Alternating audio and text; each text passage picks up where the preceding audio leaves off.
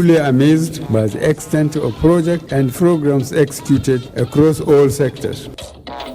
Another busy day for President Buhari unveils more projects for socio-economic development of Jigawa people. Even after the old currency has lost its legal tender status, that we are mandated to collect. CBN at House of Representatives douse tension on new deadline for currency swap.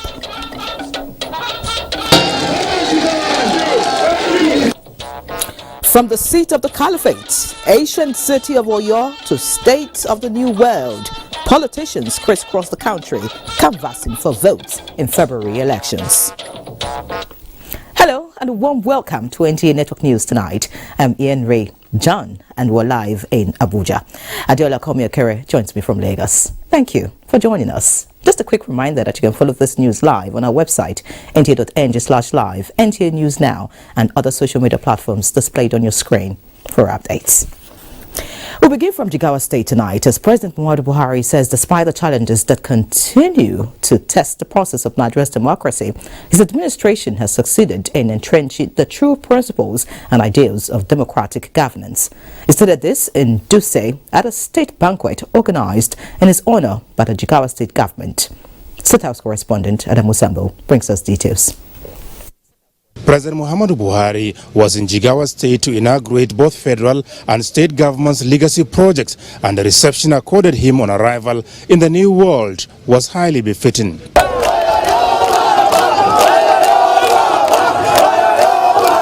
First to be inaugurated was the Hadeja Valley Irrigation Scheme, whose flag of HIPAA formed in 2018. The scheme, which covers over 5,700 hectares of irrigable land, the Water Resources Minister Suleiman Adamu explained, is a significant boost to the nation's quest for food security, job creation, and economic diversification. For sure, today's event is a clear demonstration of Federal Minister of Water Resources' commitment towards the implementation of Mr. President's agenda to transform Nigeria into a strong and virile economy by lending support to his efforts in effectively harnessing the nation's abundant natural, human, and especially water resources. Also inaugurated by the President is the Birnin Kuru General Hospital. The hospital, fully equipped with the needed medical equipment, is one of the 7 completed across the state, in addition to 11 others upgraded from the existing primary health care centers. And in the capital Dutse, the Nigerian leader declared open the 22.5-kilometer dualized Unity Pentagon Fanisau Road. The road infrastructure project is one out of the several orders initiated and executed by the Badaro administration for enhanced socio-economic development. Speaking at a state banquet organized in honor of the President, Governor Badaro Abubakar attributed the giant strides achieved by his administration in critical sectors of the economy to the unprecedented support of the federal government. So for us in Jigawa, Baba, we are very, very, very grateful. We have never seen it better in the entire life of Jigawa State. President Buhari congratulated the people of Jigawa for the massive infrastructural projects witnessed in the last 7 years under the Badaro administration.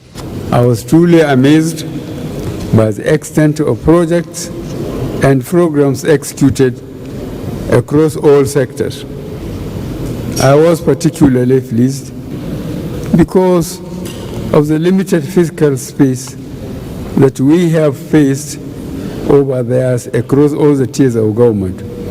But then I recall the financial prudence Governor Badaro has been known for, which earned him the name My Calculator.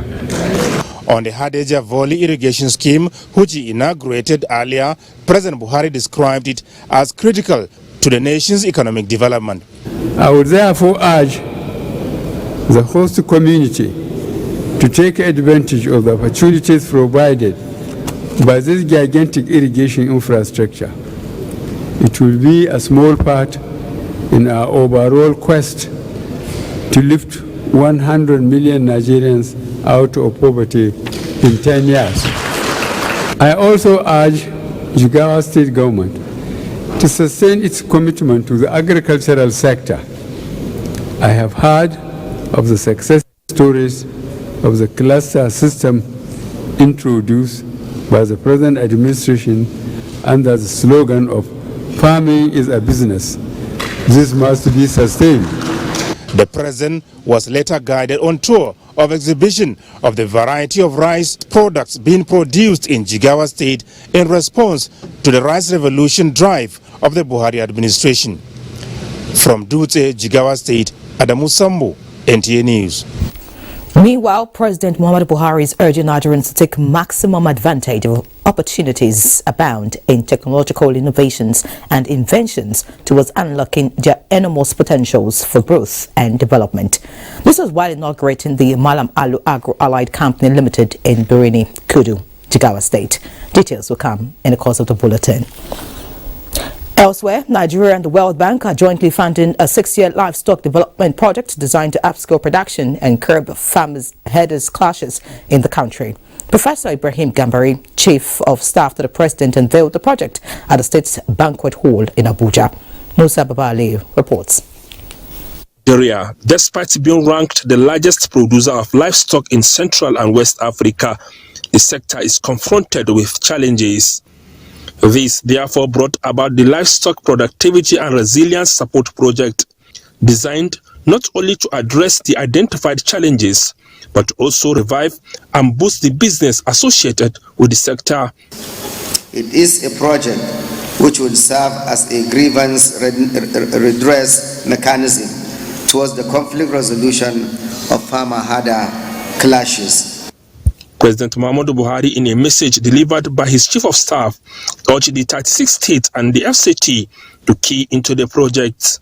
The L-Press project will complement our efforts in the sector, as it will provide financing for explicitly mainstreaming climate change adaptation and mitigation objectives across all relevant policies and strategies, including the Livestock Master Plan and the National Livestock Transformation Plan, NLTP. On behalf of the Nigerian Governors Forum, that we are going to give you 100% support for the realization of the L-Press project. The World Bank, apart from providing funds, it is also going to provide technical assistance towards the success of the initiative.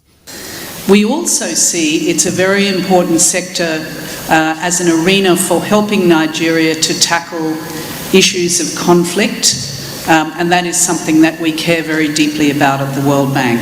We have 19 states that have shown a real interest, that have fulfilled all our readiness criteria or commitment criteria. We have forwarded their names to Ministry of Finance, to World Bank, and we have 19 for now. The Food and Agriculture Organization of the United Nations and other key players welcome the partnership between Nigeria and the World Bank. Musa Baba Aliyu, NTA News.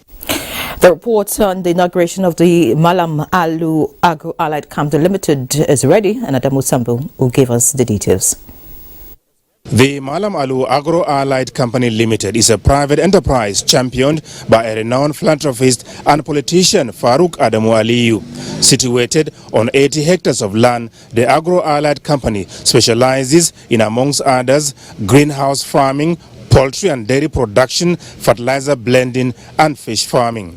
The project, President Buhari said, perfectly aligns with his administration's agricultural transformation agenda and will significantly contribute to its objectives of economic diversification, food security and job creation. But what I appreciate very much is really he works very hard and he has used technology. But that was very impressive. I hope people that can afford it should use their initiative to make sure that they use technology. Technology is solving a lot of our problems. I believe his determination to succeed has paid off. We are happy that we have seen the modest contribution of another son of yours, Honorable Faruk Adamu Aliyu, in the development of agriculture and the support of your encouragement in building people through agricultural development and creating jobs. Before leaving the farm, President Buhari unveiled a 50.3-meter-long pole for Nigeria's national flag, described as the tallest in the country. During the visit to Jigawa State, President Buhari paid homage on the... We do sincerely apologize for the hitch in that report. Now, moving on, the Minister of Industry, Trade and Investment, Niyi Adebayo, says the ministry in the last 8 years has achieved a milestone and gaining traction in making Nigeria an investment destination, an export country, in addition to creating jobs through the productive sector. This was at the 21st edition of President Muhammadu Buhari Administration Scorecard. Benny Adams reports. The engine room of Nigeria's economy says it has done very well under the present administration. 500,000 jobs, grants to over 80,000 businesses, support for almost 400,000 artisans and transporters, and free registration of businesses for 250,000 companies with the Corporate Affairs Commission. While trying to digest the information and figures being reeled out, more hit you in the face. We have attracted investments of about $1 billion and created capacity to produce 400,000 units of vehicles. The minister says the engine room is responsible for building Nigeria's industrial base through the Bank of Industry, funding industrial enterprises at single-digit interest rates, NEBSA developing infrastructure for free trade zones and also grants licenses to public and private sector developers, while the Industrial Training Fund is responsible for equipping citizens with requisite skills for industry, just as SMEDM focuses on the development of the more than 40 million MSMEs that provide more than 80% of Nigeria's employment. We therefore implemented the 50 billion Naira Export Expansion Facility Program, EEFP. The good news, however, comes from the strong foundation created by the achievements we have made, specifically in increasing Nigeria's investor friendliness, the aggressive focus on backward integration, our relentless non-oil export drive, and building a robust trade architecture.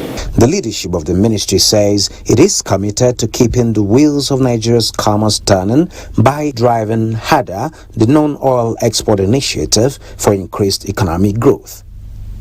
In Abuja, Benny Adams, NTA News.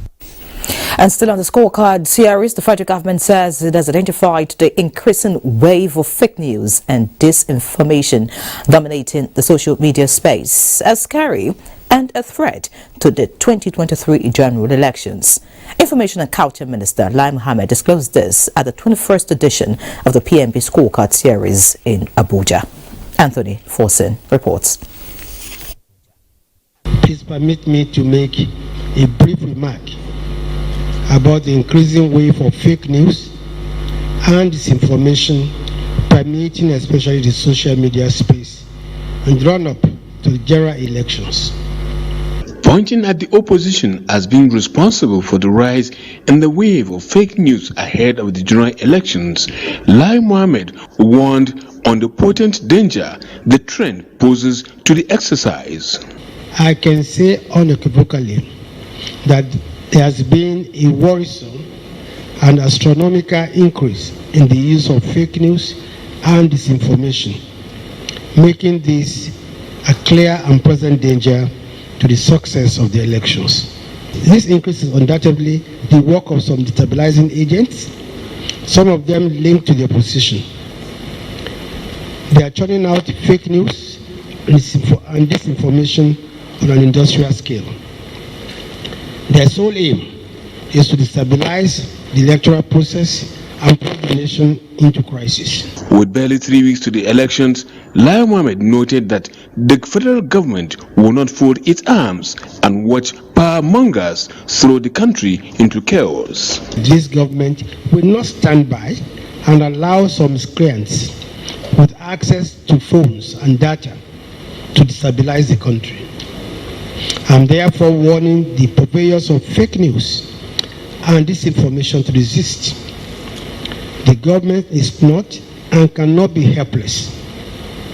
We have a range of options to checkmate the use of fake news and disinformation, and we are looking at the best options to ensure that the agents of destabilization do not thwart the success of the elections with their unscrupulous resort to fake news and disinformation. A word is enough for the wise. The 21st edition of the PMB Scorecard Series featured the Minister of Trade, Industry and Investment in Abuja, Anthony Forson, NTA News. This is NTA Network News. Time for a break. Please stay. Thank you for staying. Vice President Yemi Osinbajo says the political elite in Nigeria have a duty in the interest of the economic well-being of the citizens to ensure that elections and electoral dispute resolution processes are free, fair and credible. The Vice President said this at the 14th edition of the Leadership Annual Conference and Awards with the theme Credible Elections and an Economy in Transition. State House correspondent Didi Onifade reports. Road Musa Sani is the pride of the people of Borno State. The primary four pupil is already on the race to achieving his dream. I want to become a civil engineer. Musa is already demonstrating this by building a mini prototype of Borno's first flyover. The feat has earned him recognition from the state government and now placed on scholarship. There is so much budding talent to nurture to greatness in Nigeria, and we must create an environment that permits permits talents to bloom into their fullness. And all of these are entirely possible in this nation of ours. Here, Musa is among other Nigerians who have distinguished themselves in their chosen profession and are being recognized at this award ceremony. One thing that has been shown by the awards is what is achievable when we have the right people in the right positions, and that is so in the public and private sectors, and also what is possible by the benefit of hard work, diligence, and focus on personal and national development. Vice President Yemi Osinbajo and the former Prime Minister of Kenya, Raila Odinga, comment on the theme of the annual conference, Credible Elections and an Economy in Transition. Democracy, the rule of law, and the election of governments by free and fair elections are crucial because they are meant to support the primary objective of enabling citizens to live well and have access to well-paying jobs, opportunities and services, or in a broad sense, to support the growth and stability of the economy and the social structure of the nation. Regimes that come to power by rigged elections cannot guarantee judicial independence and other state and non-governmental bodies that are critical to the rule of law, which is an indispensable requirement for a good investment climate. Both leaders received special recognition award for their contribution to nation building. In Abuja, Jide Onifade, NTA News. And still on the elections, President of the Senate, Ahmed Lawan, says the 2023 general elections will be the most free, fair and credible in the history of Nigeria. He stated this when he granted audience to the former Kenyan Prime Minister Raila Odinga. Ignatius Nkwo reports. With 25 days to the presidential and National Assembly elections in Nigeria, attention and foreign missions have been intensified, especially by its sister countries. Raila Odinga, former Kenyan Prime Minister, was at the National Assembly to discuss the forthcoming elections and to remind Nigeria of its role in the African continent. The delegation expects a model electoral process from Africa's most populous nation. President of the Senate, Ahmed Lawan, was clear that the improved electoral process necessitated by the new Electoral Act will make a significant difference. I think we need to continuously work to ensure that our elections are peaceful, that they are credible, that the integrity test that we need to pose our elections should give us every hope and give our people every hope. And we believe that the 2023 general elections will have the best and the highest quality of election processes than the previous ones. Kenya and Nigeria enjoy a very long-standing relationship, and we keep on comparing experiences and so on. We just come from a very grueling election in Kenya. We wish Nigerians all the best. Senator Lawan also met with Thomas Bosrop, Deputy Chief Observer, European Election Observation Mission. We are also monitoring selected media. We have a team of media monitors that are monitoring, observing some 14 radio, television and print newspapers. And for this mission as a novelty, we also have an analyst for social media. Senate had adjourned plenary on Wednesday last week to enable senators participate actively in the electoral process. Ignatius Nkwo, NTA News. Meanwhile, in the Green Chamber, President Muhammadu Buhari's request for the restructure of additional 1 trillion naira from the Ways and Means advances to enable implementation of the 2023 supplementary budget has been approved. National Assembly correspondent Lami Ali reports that the approval is to address the effects of last year's flood on roads and water infrastructure, agriculture, and completion of some critical ongoing projects. The approval is as recommended by the House Joint Committees on Finance, Banking and Currency and that of AIDS, Loans and Debt Management. The component of the request, that is the additional 1 trillion, which has clearly been earmarked to fund the 2022 supplementary budget, needs to be urgently considered. This is in consideration of the fact that the budget is pre-built to elapse by March 31st, 2023. In the case of the larger part of the Ways and Means advances amounting to 22.7 trillion naira, the lawmakers resolved that a detailed and thorough submission is required from the executive through further engagement with the joint committees. The Ways and Means advances are loan facilities made available by the Central Bank of Nigeria to the government to finance budget shortfalls. Meanwhile, the House has approved the recommendations of the ad hoc committee set up to engage the Central Bank of Nigeria and commercial banks following developments on the implementation of the cashless policy. The CBN, as a regulator, should restore over-the-counter transactions and increase the withdrawal limit at the ATMs in line with the cashless withdrawal policy. The House directs the CBN governor to put to effect the provisions of Section 23, which is to the fact that the currency does not lose its value. The old note will continue to be redeemable even after the expiration of the deadline. The only thing that is not redeemable is a mutilated, destroyed, or lost or imperfect currency naira note, not an old note. And I thought it was important that I make that point, so that Nigerians it will also lessen the panic. It will lessen the panic in the system. 7 bills were read for the third time and passed, while the bill to establish Federal Medical Center Daura, Katsina State passed second reading. Plenary has been adjourned to 28 February 2023. From the National Assembly, Lami Ali, NTA News. And still in the National Assembly, the Governor of the Central Bank of Nigeria, Godwin Emefiele, is appealing to Nigerians to endure what he calls temporary hardship over the new cashless policy and naira redesign in the interests of the country's economy. He stated this when he appeared before the Special House of Representatives ad hoc committee on new naira notes and cashless policy. National Assembly correspondent Dayo Okunshola brings us details. This meeting is the third in the series aimed at interfacing with the Central Bank of Nigeria and other key players in the nation's monetary sector.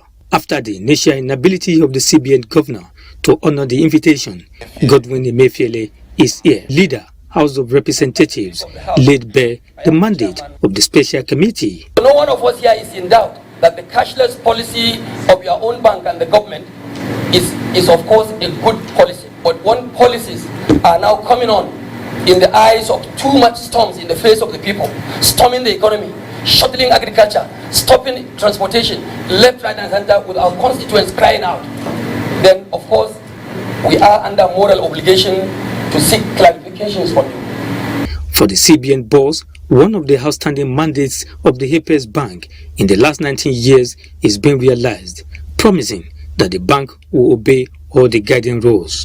Because the overriding benefit to Nigeria and to Nigerians is what we are interested in. which is about making our economy stronger and then combating the high incidence of insecurity in our land. In my last comment, subject to the content of the CBN Act Section 20 subsection 3, which says, even after the old currency has lost its legal tender status, that we are mandated to collect those monies. And I stand with the House of Representatives on this. What does that mean? It would have lost its legal tender status, in which case we have moved on, but you have your money that you have not been able to send into the bank. We certainly will give you the opportunity to bring them back into the CBN and redeem it. There are, however, concerns from members of the committee. So when a woman sells a bag of rice and comes back, and how is she supposed to transact again when the highest she can get, if she has to swap the currency, is 10,000 naira? Give it to them. The minimum withdrawal at this moment should be 20,000 naira, so that will ease the tension at the ATM machines. The Special Ad hoc Committee requested for details of releases of new naira notes to commercial banks amidst other requests, so that informed decision could be taken. From the National Assembly, Dayo Gunshola, NTA News. And still on the redesigned notes, following the 10 additional days for the ongoing exchange of old naira notes with the redesigned, Yobe State government has engaged officials of the Central Bank of Nigeria, CBN, and other critical stakeholders to strategize towards ensuring smooth cash swap among rural dwellers in Yobe State. Talatu Lamon reports that the collaboration is in order to meet up with the February 10th deadline. Among the issues raised at the meeting were the challenges faced especially by business operators in some areas where there are no access to banking services or telecommunication in the state. While noting that businesses have been slowed down and affected, Yobe State government assures that the cash swap will be made available at every settlement across the state before the deadline of February 10th. But you should have the statistics that the majority of people have not been into the banking system.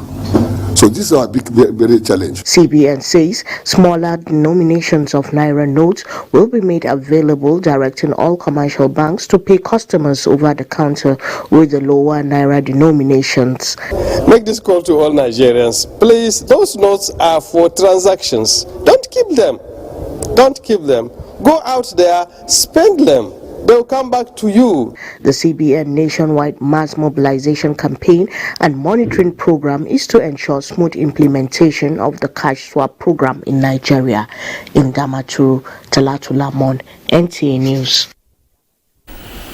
African countries are unanimously looking inwards to fashion out ways of leveraging on digital technologies for socio-economic growth and development. ICT correspondent Chiduma Ndubese reports that Nigeria is hosting the first ever of such interaction at a regional level. Nigeria, the big brother of African countries, is again on the lead to another gold mine that promises a prosperous continent with better future. The digital economy. Continents that have prioritized the fourth industrial revolution driven by digital technologies account for 50% of the global economy. Africa has everything going for it. Large population to drive markets, innovators and young tech-savvy generation. But there seems to be some snags. A large number of these youths are unemployed. Population growth higher than economic growth. Nigeria's Minister of Communications and Digital Economy is beaming the searchlight on a new pathway to wealth, regional collaboration for digital economy. In a situation where the population growth is higher than the economic growth, then by implication, if care is not taken, the poverty will continue to increase within that population. Because of this, we feel it is necessary to be proactive to organize West African Conference so that we can come together and see how we can complement each other. Share ideas, best practices, and skills that would help us to get to where we need to be. Africa has missed out on 3 industrial revolutions. We must not miss out on the 4th industrial revolution. So we very much welcome the call for cooperation, for collaboration. Another means identified for repositioning West Africa's digital economy for the future is for African countries to patronize indigenous technologies. In Abuja, Chimdima Ndubisi, NTA News. In other news, Nigeria and Egypt have signed a memorandum of understanding to enhance bilateral cooperation in area of power generation for improved electricity supply. Nigeria's Minister of Power, Abubakar Aliyu, and his counterpart of Egypt, Mohammed Sheikha, signed the MOU on behalf of the two countries in Cairo, Egypt. The MOU is to provide technical support across the value chain of generation, transmission and distribution networks in Nigeria, as well as to increase access to renewable energy. While in Cairo, Minister of Power inspected the transformer manufacturing factory. The National Board for Technical Education is stepping up its efforts in the federal government's desire to drive skills acquisition among Nigerian artisans with the view of enhancing their technical know-how. This is the focus of the workshop organized by the board with the support of the Innovation, Development and Effectiveness in the Acquisition of Skills project in Makurdi, Benue State. Blessing Omeche Ebute has details. Skills acquisition in the modern world requires more than just technical competencies of the artisans, but also has to do with adequate planning, commitment, collaborations, digital knowledge, and long-term skills in attaining excellence in their chosen ventures. The one-day workshop by the Nigerian Board for Technical Education in partnership with the IDEAS project is to raise awareness on the need to enhance the capacity of the Nigerian Skills Development System. 22-year-old Samayo Gaku is a fashion designer and a participant at the sensitization workshop. For the young entrepreneur, the training will add value and bridge the gap between the formal and the informal sector. Our society has placed so much emphasis on certification. We mustn't actually be schooled. We the skilled persons, we can actually be certified so that it will enable us to reach out to our customers. Stakeholders agree that the program will support raising the quality and relevance of apprenticeship training in the informal sector. We've come to the realization that the informal sector is what actually drives the economy. If we want to have our youth gainfully employed, then we really need to concentrate at the informal sector. The way you can only do it is to certify them. In NSQ, the difference is that we expect 100% of achievements. We don't expect somebody to be lacking or to be in doubt. The federal government, under the support of the World Bank, is now to see how they can be able to help the master craftsperson, equip them technically, material-wise, and equipment-wise. 6 states from each of the geopolitical zones are benefiting from the program. In Makurdi, Blessing Omeche Ebute, NTA News. The presidency has reacted to fake report being celebrated by the PDP of stone pelting incident that took place at Hotoro area of Kano on the day of the visit to the city by President Muhammadu Buhari on Monday. An incident, even if minor, they should stand condemned by all well-meaning citizens. In a statement, the Senior Special Assistant to the President, Media and Publicity, Garba Shehu, said facts on ground as rendered by the law enforcement agencies speak of a clash between the local road transport authorities, the Kano Road Transport Authority, and thugs hired by a yet-to-be-identified group that took place when the President was being treated to a banquet at the government house, well after he had finished his project's commissioning.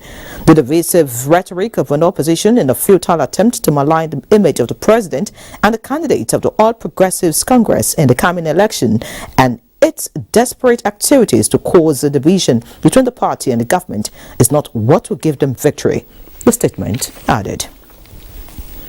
Also, President Muhammadu Buhari has approved the appointment of Mr. Olusegun Awolowo as the Secretary of the National Action Committee of the African Continental Free Trade Area for a tenure of 4 years with effect from 19th December 2022. As Secretary, Mr. Awolowo is expected to provide direction to the National Action Committee on the AFCFTA for effective coordination of relevant stakeholders towards the attainment of Nigeria's strategic national interest. Mr. Awolowo was the Executive Director and CEO of the Nigerian Export Promotion Council between 2013 and 2022, 7 to 10 years. Meanwhile, President Muhammadu Buhari joins family and friends in celebrating with former Managing Director and Editor-in-Chief of the Concord Group of newspapers, Dr. Doyin Abiola, on her 80th birthday, February 1, 2023, extolling the skills and brilliance which saw her making history at a young age as first female newspaper editor in the country. The president believes Dr. Abiola's passion for research and learning shaped her intellectual contributions to the vibrant and dynamic Nigerian media, fearlessly chasing and upholding the truth and working zealously for the good of the majority, particularly in good governance and democracy. Time to join Lagos, and Adiola is there. Adiola, what's the latest?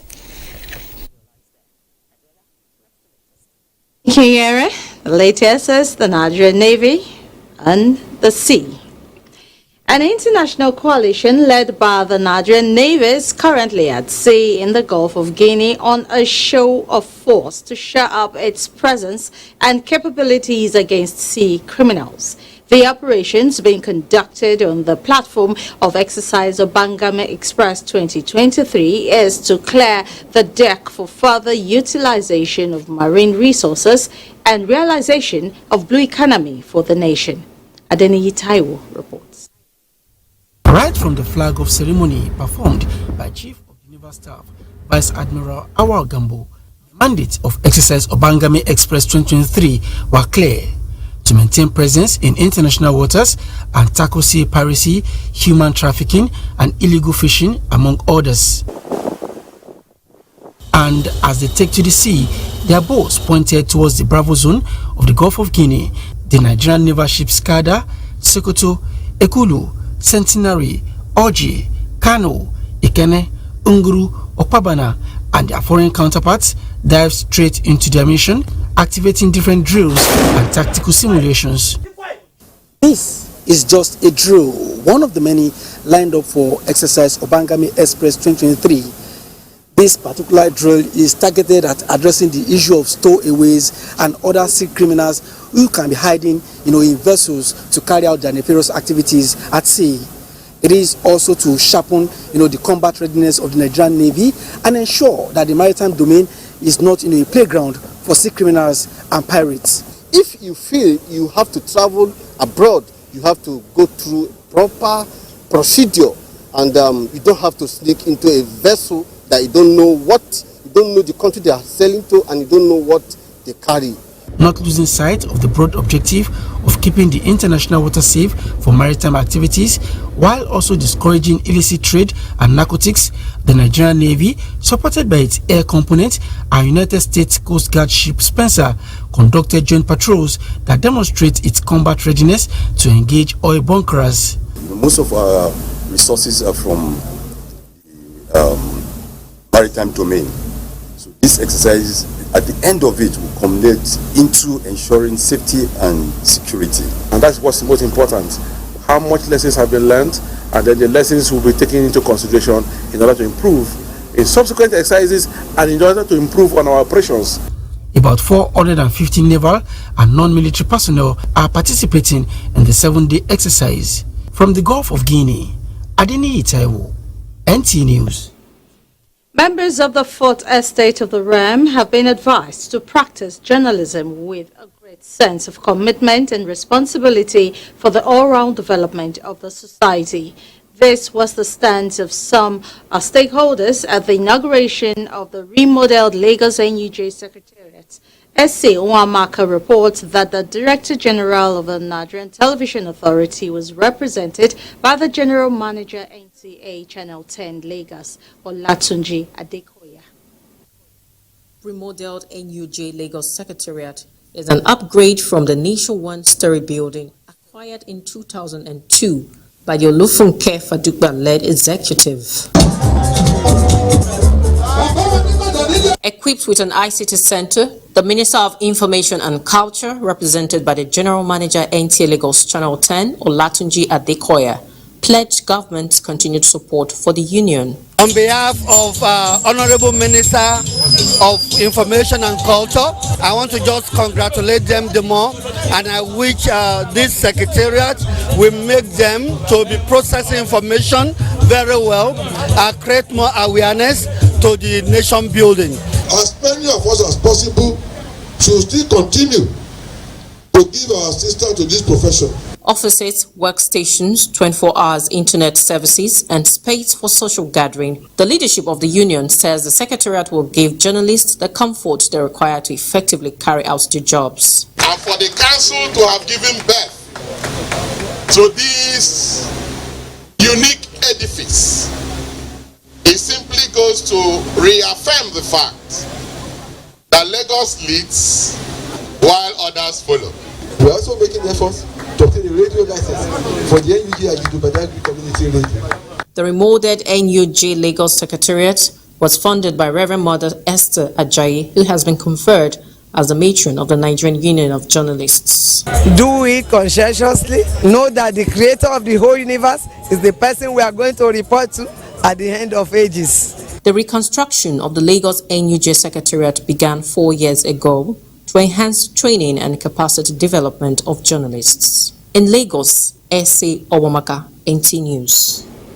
Do not forget to follow this news broadcast live on our website at nta.ng/live and on our other social media handles displayed on the screen for updates. More news when we return. Do stay. Welcome back. Achieving Sustainable Development Goal 4 on inclusive and quality education alongside lifelong opportunities for all before 2030 is becoming a reality as the National Board for Technical Education unveils new and reviewed national and higher national diploma curricula. Elizabeth Fomori, who was at the public presentation of the documents, reports that the Director General of the NTA, Abdulhamid Dembos, was represented. National education, educationists say, is the engine for economic growth of any nation.